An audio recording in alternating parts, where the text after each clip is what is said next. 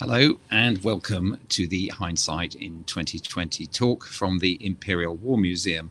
I'm Mark Urban, one of the trustees at the museum, and this is our fifth talk. We've looked at the language of conflict as it's being used in the coronavirus pandemic. We've looked at the new surveillance state, the brave new world. All of those previous conversations can be viewed on the Imperial War Museum YouTube channel. Today, though, our subject is the refugee crisis and how it's being experienced in this time of pandemic. And like all of the Hindsight in 2020 talks, what we're trying to do is apply knowledge of history and perceptions of the past and of previous experience and explore their relevance to the great questions of today.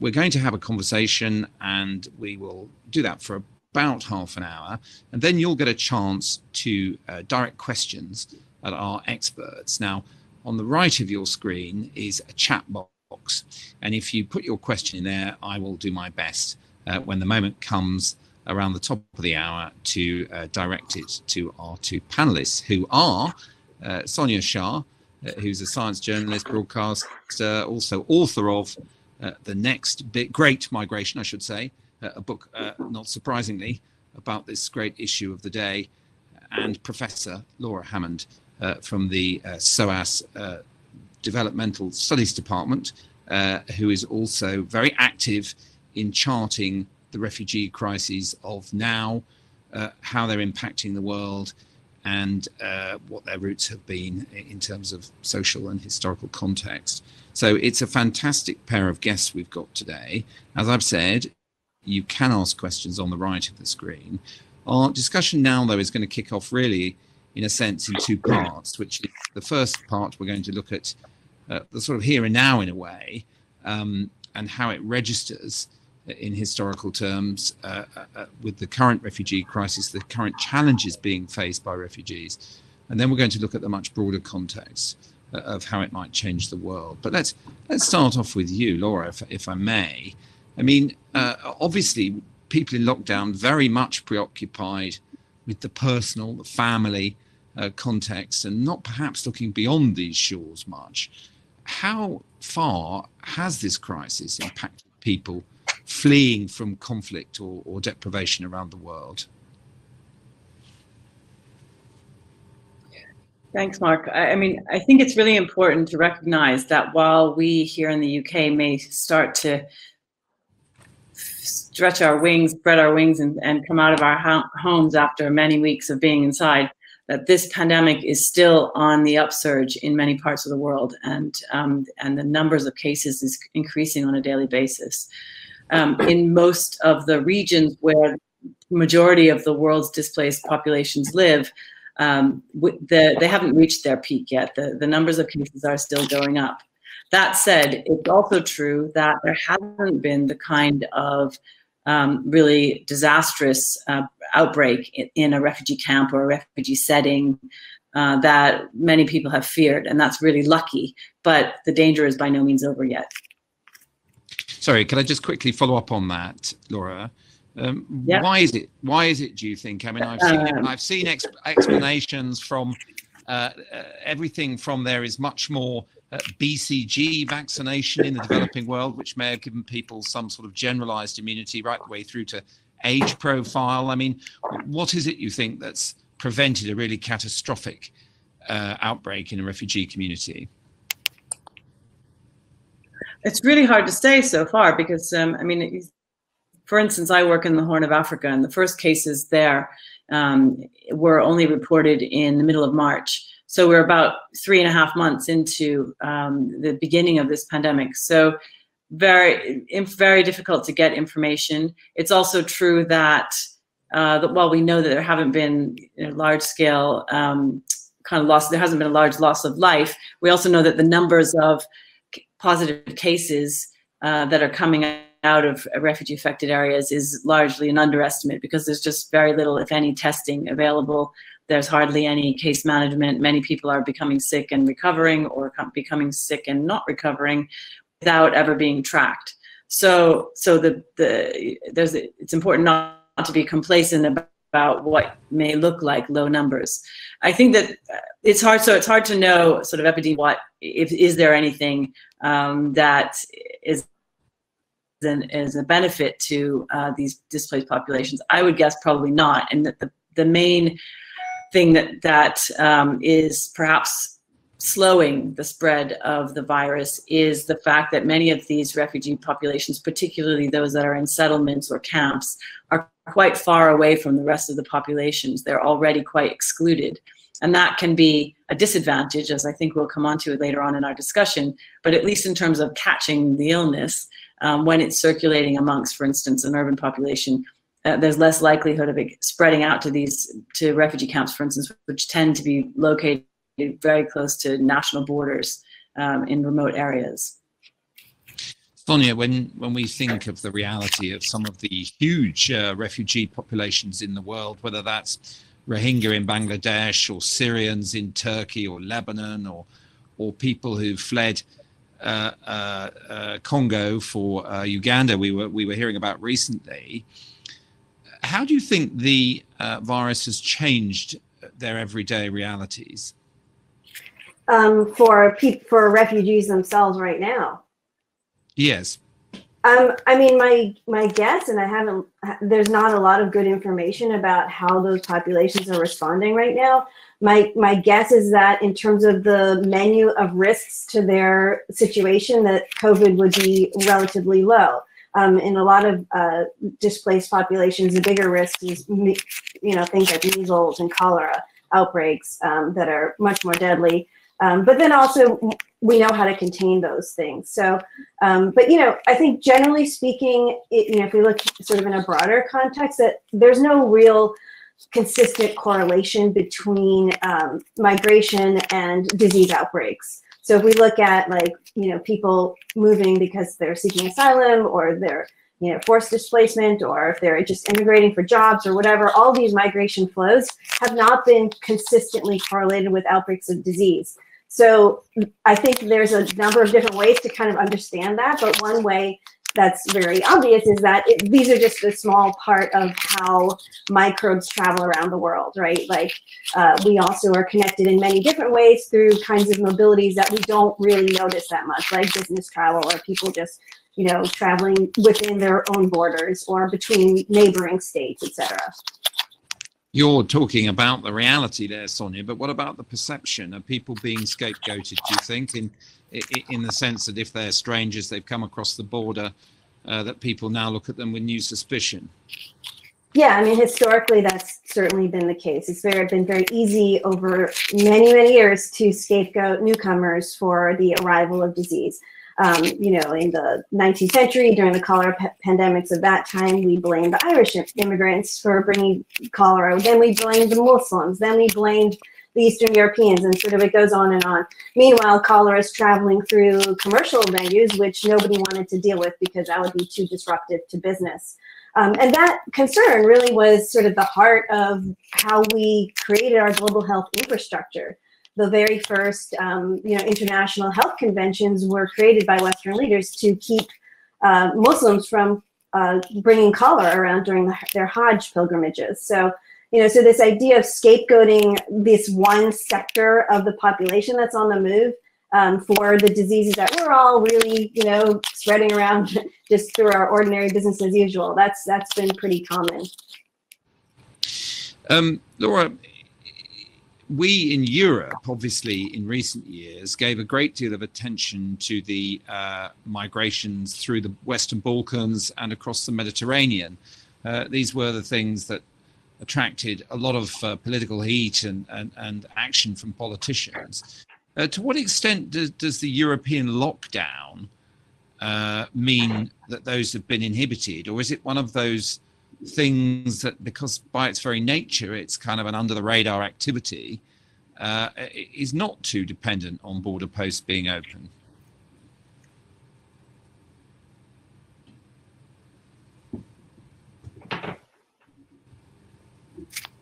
Sorry, Laura, that was for you. Are you asking me? Yes. Oh, you're asking Sonia. Sorry about that. I beg your pardon. It's about the European picture. So it's the question of how important is it that borders are officially open or exactly not? I mean, you're right that very often within Europe, people are moving across borders in an undocumented way, shall we say? But the fact that borders become closed, that they become more closed, can have an effect even if for those who are traveling without documentation or trying to get through a border in a sort of so-called unregulated way. It means that people are even less protected than they might otherwise be when there's absolutely no way of passing through a border in any sort of formal sense. So the dangers of disease transmission, the dangers of people who are extremely vulnerable not receiving the support and help that they need just goes up exponentially when the borders are closed. And it also feeds into, as we've seen in other contexts, when there are fewer safe and legal mechanisms by which people can cross over borders, it just feeds the illegal industry, the illegal kind of human trafficking, smuggling industries. It's a perfect environment for them to flourish.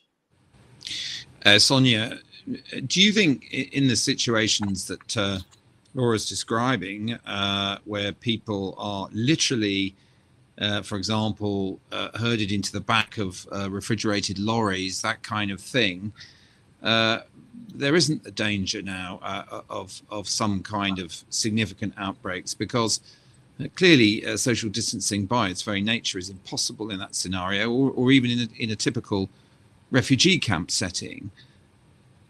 Yeah, I think when we disempower people and force them into difficult situations, they're going to be more at risk regardless of where they are. So we're seeing that, the situation you just described, of course, is risky, but so is, people who are living in crowded conditions because they're poor, or they're being forced to go to work because they, and expose themselves because they need the paycheck. So yeah, but I think the situation you're describing is still, in the broader scale of this pandemic, is not going to be a major driver, because it's, the scale of transmission opportunities that this pathogen has, because of just the normal way we live, it's so tremendous. And I think that's true for any respiratory pathogen. Thanks, Sonia. I mean, let's broaden this out now and look at how this might play in a broader context, politically, economically, over the coming years. Laura, you were referring before, when we started off, to perhaps a sort of sense of relief, I suppose, on the part of some organizations working with refugees, that things haven't impacted more seriously. But what about the economic picture that's underlying this? Because presumably the motive for migration in many cases is to try and improve life economically. If, for example, economic slowdown in Europe makes it a less attractive proposition, or if, sorry, I think we've lost Laura. Sonia, you come in on that then.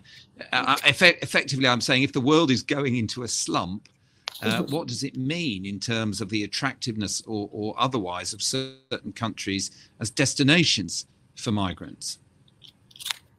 Well, I think what we're learning is that, I think there's a real effort that we want to reduce migration to one reason. We want to say it's this, they're moving because they're being persecuted, or they're moving because they want a job. But I think what we're learning as we understand more about why people move and the scale of movement today and also in our past is that it's always multiple factors. There's just a lot of different factors coming together. So you can't really reduce it to one reason, which, so when we're looking at like the broader scale of like, why does migration occur? I mean, what we're now knowing even in our own past, that there's just been so much more migration in our ancient past, not just our modern past, not just in the modern era. We've been moving all along. So there's been just this history of continuous movement for many different reasons. And I think the idea that you can reduce it down to one reason and then kind of, triangulate, okay, well, if this is the one reason, there's going to be more rationales for people to move because of that one reason. I think that's sort of the wrong approach to take now, because we we know that people move for a variety of reasons. And we can't necessarily boil them down to just one and then kind of, calculate out how many people are going to move because of that one reason. It's just much more complex than that, I think. Well, it's push and pull, isn't it? Often expressed in those ways. Laura, good to see you back with us. I guess the question we were exploring was, how does a global economic slump change those push and pull factors for migration around the world? I mean, does it encourage people to stay home, or does it make them even more desperate in certain countries to seek different opportunities? What's your take on it? Hard to generalize, I know, but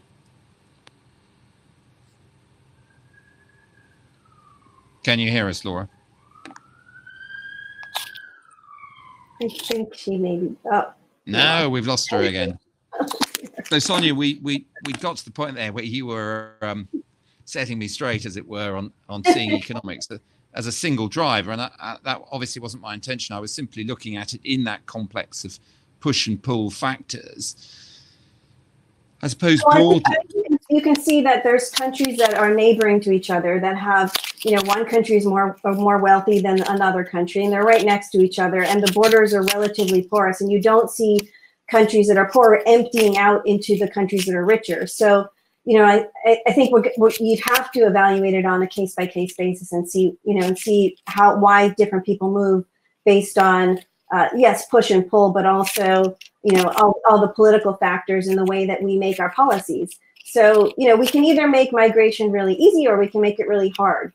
But those are the choices that we're making. I think the migration continues regardless. So I'm not sure you can really predict exactly how an economic downturn, it would depend where it occurs and how it occurs and what populations it occurs and what opportunities are there to move, etc. We're looking at information coming in from the UN World Food Programme, which is effectively assessing whether the pandemic is going to impact on food supply in many parts of the world, and raising alarm in certain areas, saying that the whole system for food production in certain parts of the world could be impacted. Is that something that you've looked into, Sonia? Is that something that you feel concerned about with regard to particular areas? I'm not sure if you can highlight parts of the world where you think that might be an issue. In terms of food production, the thing now, my work has been looking at how microbes turn into pandemic-causing pathogens, and food production is a huge part of that. And mostly because we are changing our land use, and as we do that, we are introducing more and more pathogens into human populations through livestock and through using up wildlife habitat. So, the broader look of like how we feed ourselves is definitely fueling the emergence of a lot of these pandemic-causing pathogens that we're seeing. I mean, coronavirus being just the latest in a long line. We've had hundreds of these pathogens emerge over the last several decades. Maybe it's a chance, I think, for us to assess. We had Laura back there for a moment.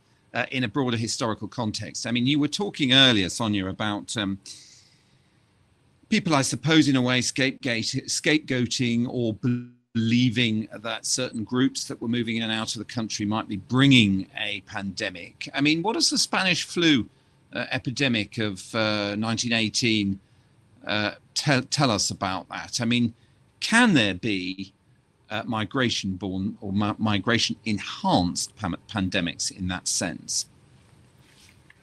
Well, all pathogens require us to move them around, right? They have no independent means of locomotion. So, of course, when we move around, we can introduce pathogens into new places. After World War I think one of the main drivers of the 1918 flu was not necessarily refugees and displaced people, but it was soldiers. And that's been a long-term association that, wartime has produced a lot of epidemics. And in fact, a lot of our medicine that we, our medical development around infectious disease has been driven around how to protect troops.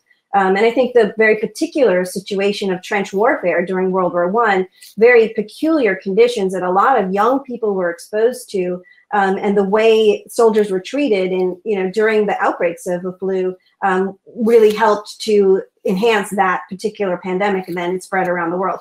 But I don't think that, in the absence of that war, would we have had a major outbreak of that flu? I mean, that pandemic happened again in 2009. It was the same pathogen, right? The H1N1 of 2009 was the same pathogen that we had in 1918. So its capacity to cause a pandemic was there inside the virus.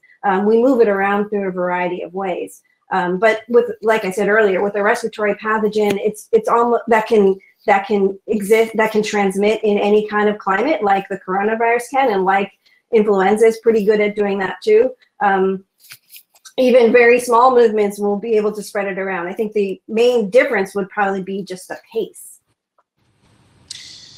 Laura, I see you've moved to try and see if your reception improves at all. Can you hear us now? No. I think you're sorry about that. I think you can hear us, but we can't hear you. Is that right? Okay, Sonia, let's hopefully, Laura, if you can chip in, do, and hopefully we'll be able to hear you, or your signal will stabilize. We're still having difficulty hearing you, I'm afraid. Sonia. Can you hear me now? Yeah. Can you hear me? Yes. What we were talking about before was some of the predictions, for example, by the UN World Food Programme about disruption to the production of crops, foods around the world as a result of this, and the possible economic tailwind that might come with that. How big a factor do you think that's going to be? Is there a real possibility of starvation or a serious undersupply of food in parts of the world? Can you hear me now? Yes, we can hear you, yeah. Hello? Okay, great. Yes. Sorry, in terms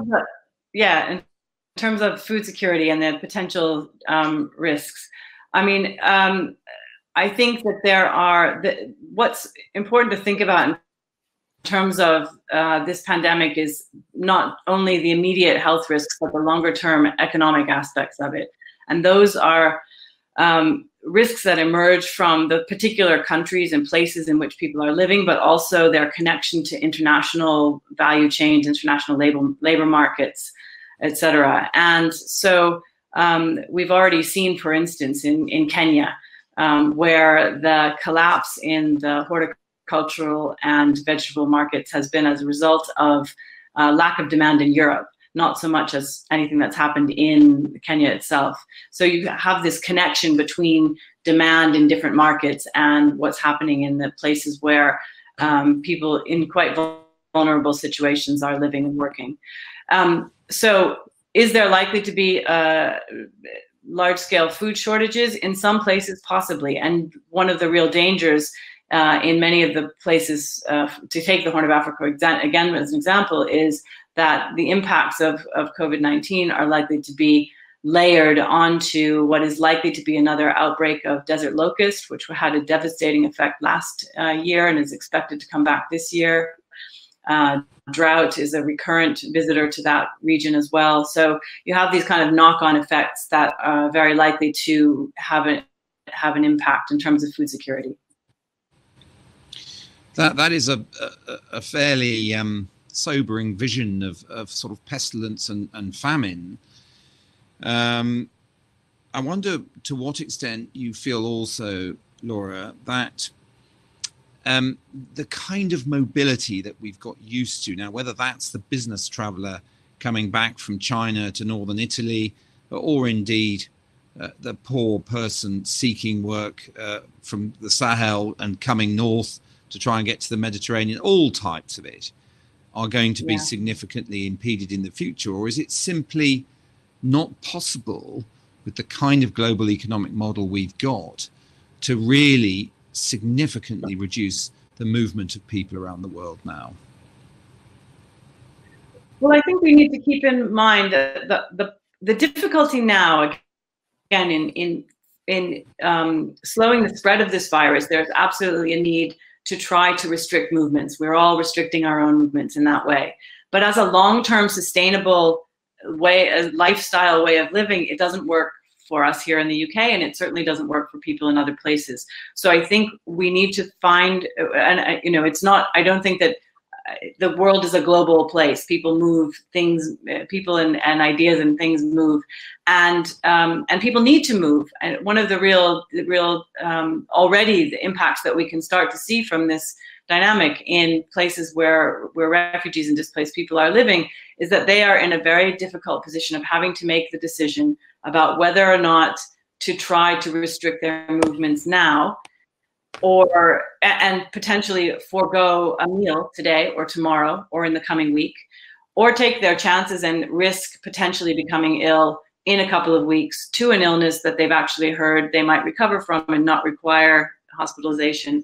I mean, it's a very uncomfortable kind of calculation that people need to be making. And unfortunately, many people are not in a position to take the kind of precautions that you and I are able to take.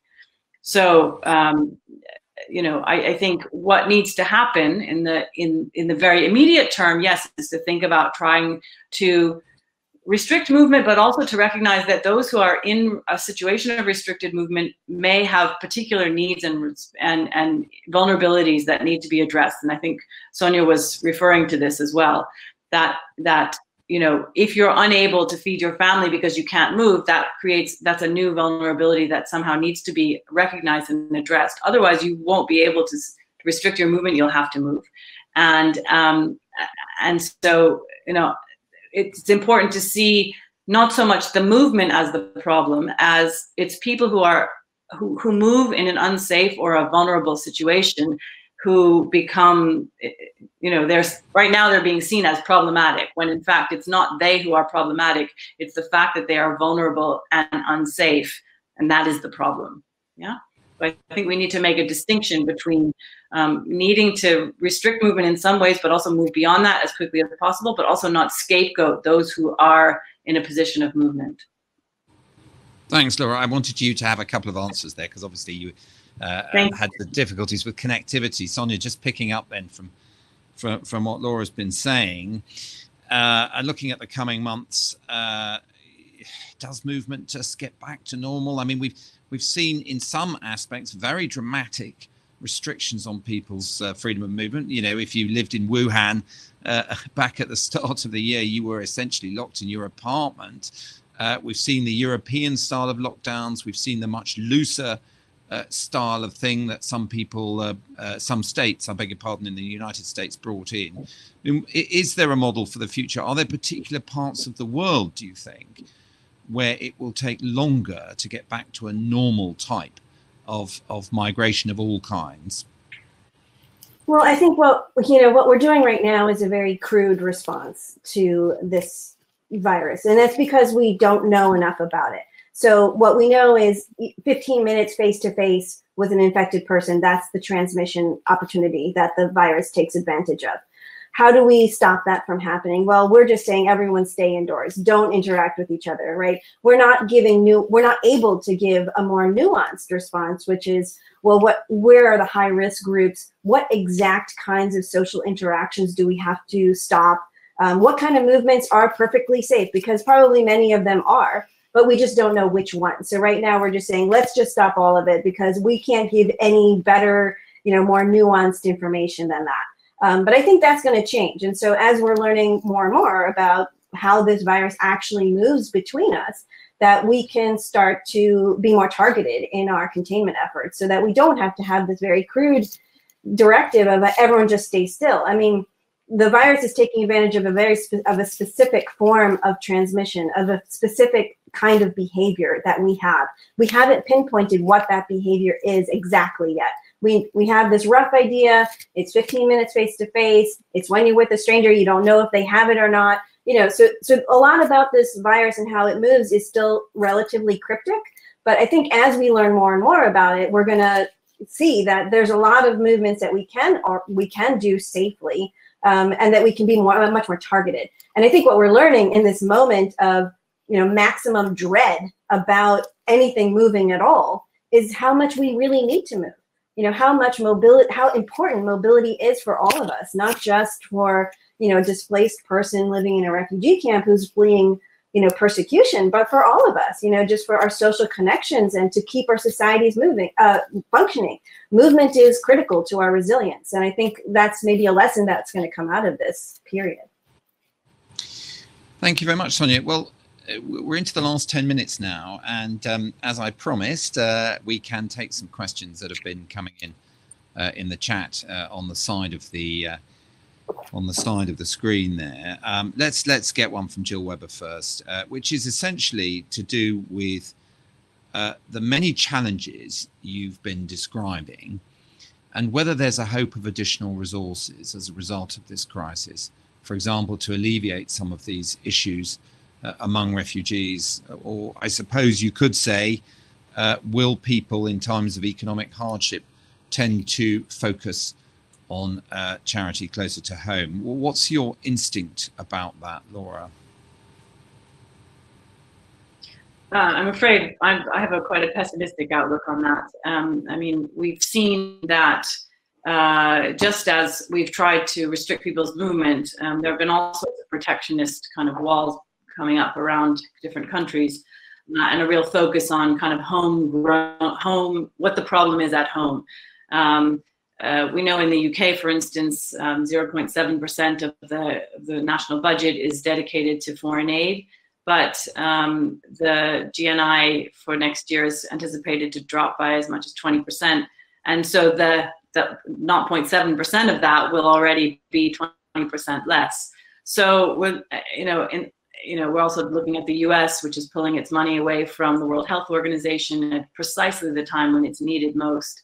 So there's a real concern there that needs are going up, and the available funds, at least from the kinds of sources that you might anticipate that they would be forthcoming from, are not there. There's also a problem in that communities often rely on remittance support from their relatives living abroad to help them in times of crisis.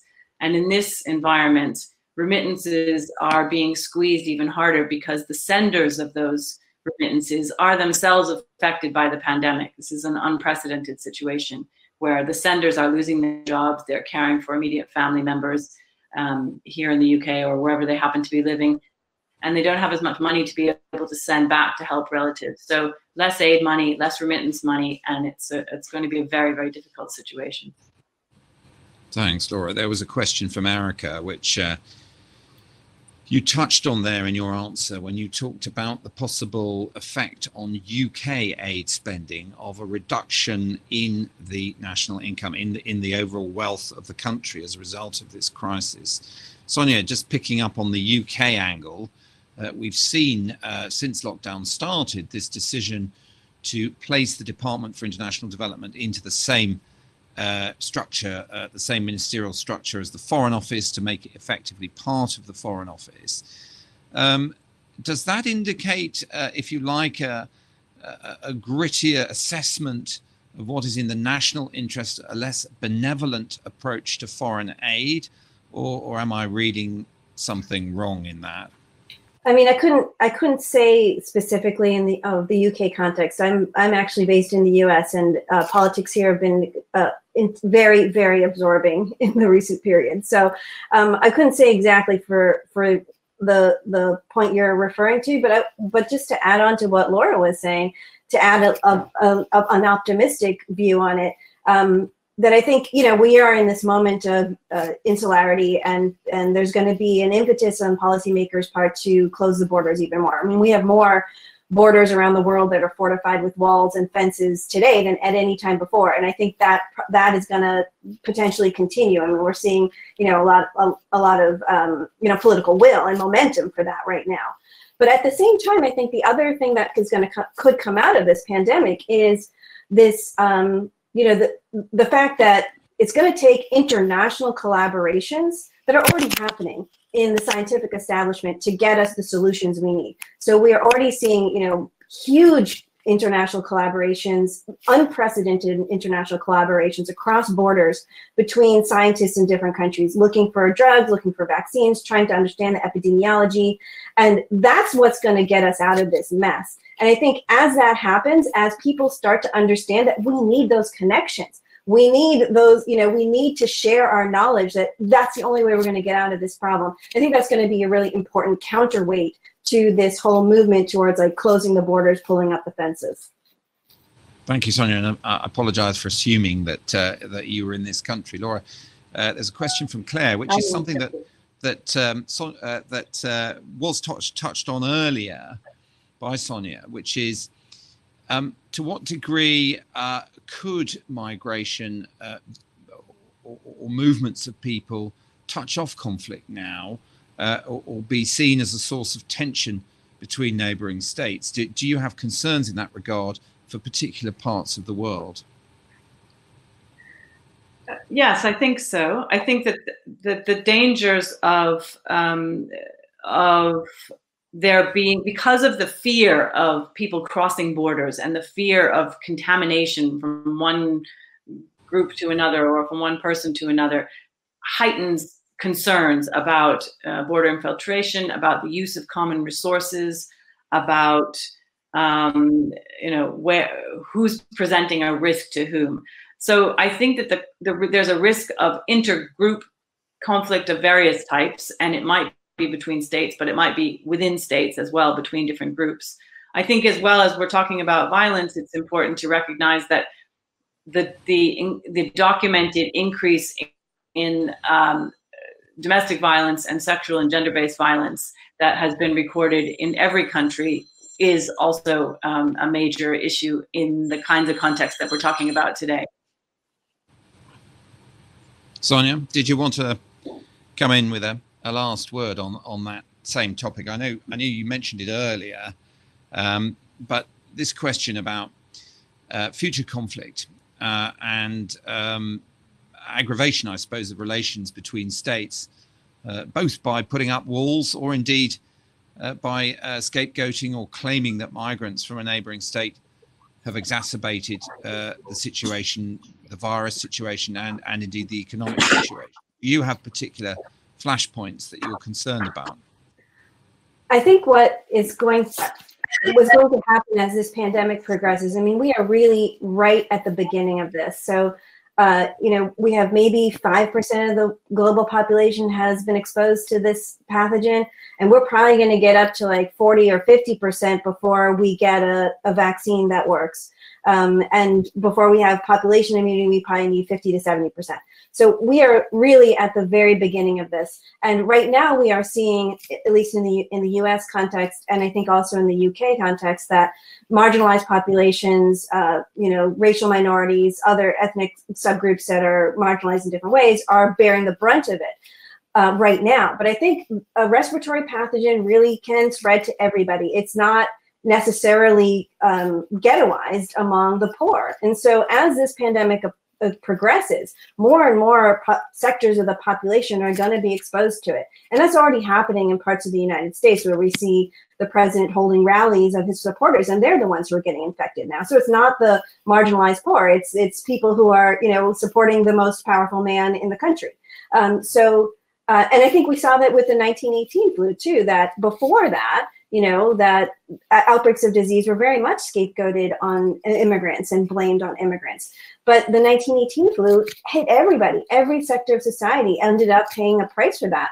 And so the nativist idea that it was all the migrants' fault really kind of fell away for that period. Now, did that have a lasting effect? No, I don't think it did. But it doesn't mean that, what we're seeing today is going to continue on indefinitely. I mean, like I said, we're at the beginning of this. We're in the very first phases. We're going to have this virus with us, pulsing through our populations for at least a year, if not two.